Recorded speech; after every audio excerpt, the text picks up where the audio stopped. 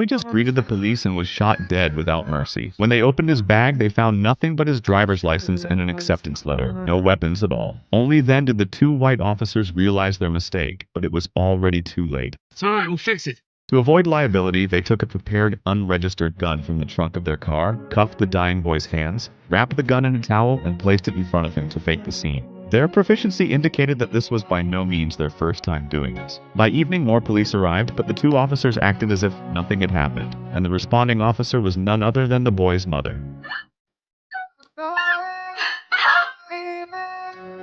Soon, the father also received the news and collapsed the moment he saw his son's body. He had overcome countless hardships to break free from racial discrimination and become the first black judge in history. Yet who could have imagined that even before the law he believed in, his own son would still suffer such a fate? The mother resigned from her job the next day. She didn't want to work for such a country, but the father was rational. He knew that only by staying in his position would he one day be able to get a fair trial for his son. The next day, they confronted the officers who had killed their son.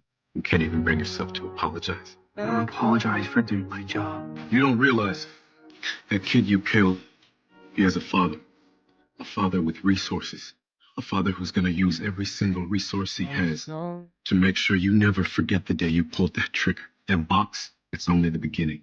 Like I said, I don't apologize for doing my job. Later, the father went to the mayor hoping he would stand up for him, but all he got in return was helplessness. Based on everything our investigated, the officers involved in CJ's incident would not be disciplined or charged in any way. The Fed reviewed our findings and signed off. The father was furious after hearing this. Now all government officials were siding with the white officers, and the fake arms scene they had set up had rejected the father's appeal for an investigation. The government would rather give him a sum of compensation than reopen the case, and even as a judge, the father couldn't hide the fact that he was black. After returning home, the father called a friend of his. He decided to clear his son's name in his own way. When you were IA, you have access to all the internal files.